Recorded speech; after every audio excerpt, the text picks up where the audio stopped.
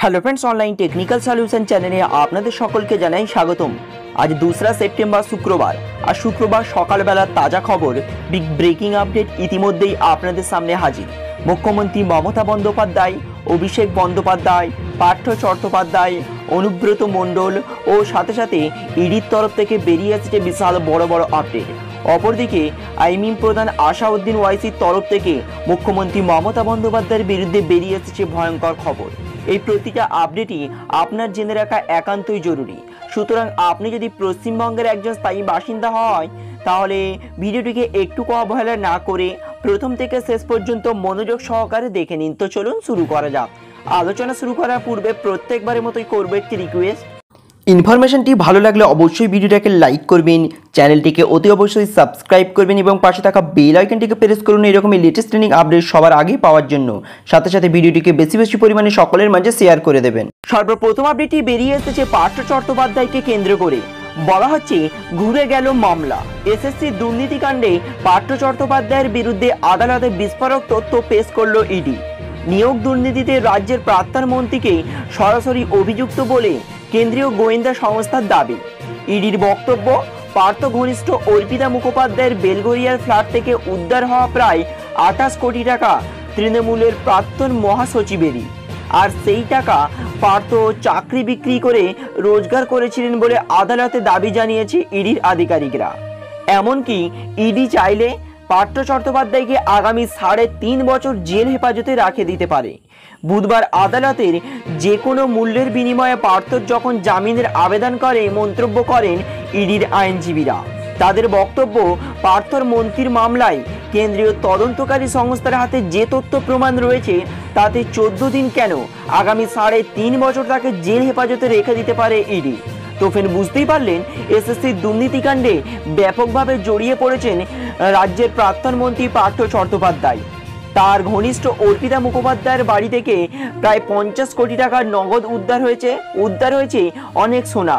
সেই টাকা কার এখনো পর্যন্ত সঠিক তথ্য প্রমাণ উঠে আসেনি। বারবার তারা দাবি করেছেন সময় এলেই জানা যাবে এই টাকাটি কার। অবশেষে ইডি আধিকারিকদের তরফ থেকে জানা গেছে যে ইতিমধ্যে তাদের কাছে বিরাট তথ্য প্রমাণ উঠে এসেছে।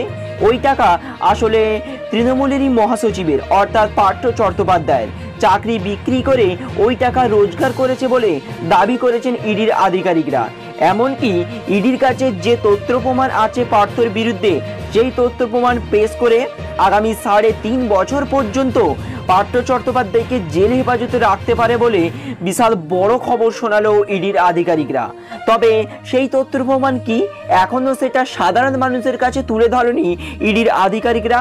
পরবর্তীকালে আদালতে যখন মামলা হবে বা শুনানি হবে ঠিক সেই মুহূর্তে সেই তথ্য প্রমাণ তুলে আবারও পার্থ চট্টোপাধ্যায়কে নিজেদের হেফাজতে রাখবে ইডি। অর্থাৎ পার্থ চট্টোপাধ্যায়ের বিরুদ্ধে সরাসরি এসএসসি দুর্নীতির অভিযোগে আসল তথ্য প্রমাণ ইতিমধ্যে ইডির হাতে এসে গেছে বলে দাবি করেছেন ইডি আধিকারিকরা। এখন দেখা যাক সেই তথ্য প্রমাণ কি, কবে সেই তথ্য প্রমাণ সম্পর্কে সাধারণ মানুষকে অবগত করে ইডি। তো ফ্রেন্ডস, ইডির আধিকারিকরা যে দাবি করেন যে পার্থ চট্টোপাধ্যায়কে 3.5 বছর জেল হেফাজতে রাখবেন, তাদের কাছে এমন কি তথ্য প্রমাণ আছে বলে আপনার মনে হয়? তারা কি পারবে তৃণমূলের এই মহাসচিবকে 3.5 বছর জেলের মধ্যে বন্দি করে রাখতে? এ ব্যাপারে আপনার মূল্যবান কি মন্তব্য আছে অবশ্যই আমাদেরকে কমেন্ট বক্সে লিখে জানাবেন। অপর আপডেটে বলা হচ্ছে সময় মতো গরু পাচার নিয়ে মুখ খুলবো, সব বলবো বক্তা কেষ্ট। সময় মতো মুখ খুলবো গরু পাচার কাণ্ড নিয়ে, এখন কিছু বলবো না, সময় হলে সবই বলবো। আসানসোল সংশোধনাগারে ফের বোমা ফাটালেন অনুব্রত মণ্ডল। ওই দিন পূর্ব বর্ধমান জেলার মঙ্গলকোটের একটি মামলায় বিধাননগর এমপি এমএলএ আদালতে হাজির দেওয়ার জন্য সকালবেলায় নিয়ে আসা হয় অনুব্রত মণ্ডলকে। সেই শুনানি শেষ হওয়ার পর পুনরায় তাকে আসানসোল সংশোধনাগারে ফিরিয়ে নিয়ে যাওয়া হয়। আসানসোল সংশোধনাগারে ফিরে আসার পর সাংবাদিকদের প্রশ্নের উত্তরে অনুব্রত বলেন সিবিআই গরু পাচার কাণ্ডে তাকে যে গ্রেপ্তার করেছে তা নিয়ে এখন কিছু বলবেন না, সময় হলেই সব বলবেন তিনি। পাশাপাশি অভিষেক বন্দ্যোপাধ্যায়কে ফের ইডির তলব নিয়ে জিজ্ঞাসা করলে ফের ক্ষিপ্ত হয়ে ওঠেন অনুব্রত মণ্ডল। তো ফ্রেন্ডস, একদিকে অনুব্রত মণ্ডলকে গরু পাচার মামলায় সিবিআই হেফাজতে রাখা হয়েছে, তবে এখনো পর্যন্ত তার বিরুদ্ধে কোনো কঠোর তথ্য প্রমাণ পায়নি সিবিআই। কিন্তু তাকে এখনো জেল হেফাজতে রাখা হয়েছে। গতকাল একটি মামলার পরিপ্রেক্ষিতে অনুব্রত মণ্ডলকে বিধাননগর MPLA আদালতে হাজিরা দেওয়ার সময় সকালবেলায় অনুব্রত মণ্ডলকে তার সংশোধনাগারে ফিরিয়ে নিয়ে আসার সময় তার সাংবাদিকদের প্রশ্নের উত্তরে বিস্ফোরক দাবি করেন অনুব্রত।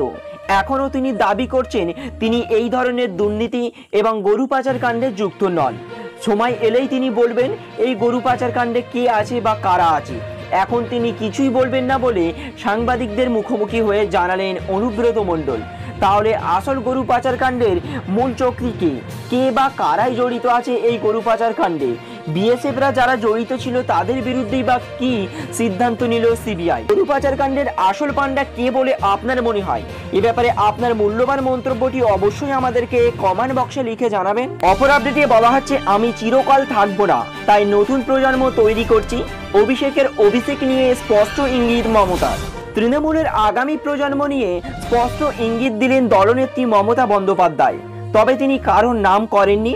বুধবার মমতা বলেন আমি চিরকাল থাকবো না, তাই নতুন প্রজন্ম তৈরি করে দিয়ে যাচ্ছি।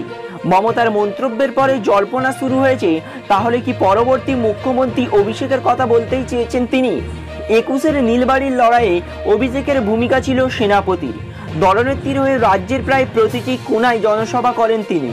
বিরোধী বিজেপিকে আক্রমণের মূল জোয়ালটি ছিল তারই কাঁধে। ভোটে বিজেপিকে উড়িয়ে দেওয়ার পর আনুষ্ঠানিকভাবে তৃণমূলের সর্বভারতীয় সাধারণ সম্পাদক পদে বসানো হয় অভিষেক বন্দ্যোপাধ্যায়কেই। সেই সময় থেকেই জল্পনা ছিল মমতা কি অভিষেককেই আগামীর দায়িত্ব সঁপে দিতে চলেছেন। তারপর বছর ঘুরে গিয়েছে, অভিষেক নিয়ে এতদিন বিশেষ খোলাসা কিছুই করেননি মমতা। যদিও দলের সর্বভারতীয় সাধারণ সম্পাদকের কাজের বিস্তৃতি দেখে তা আলাদা করে বলার প্রয়োজন পড়ে না। দলনেত্রী নিজে সে কথা বললে তার তাৎপর্যপূর্ণ যে বিপুল তা অবশ্যই মানছেন তারা।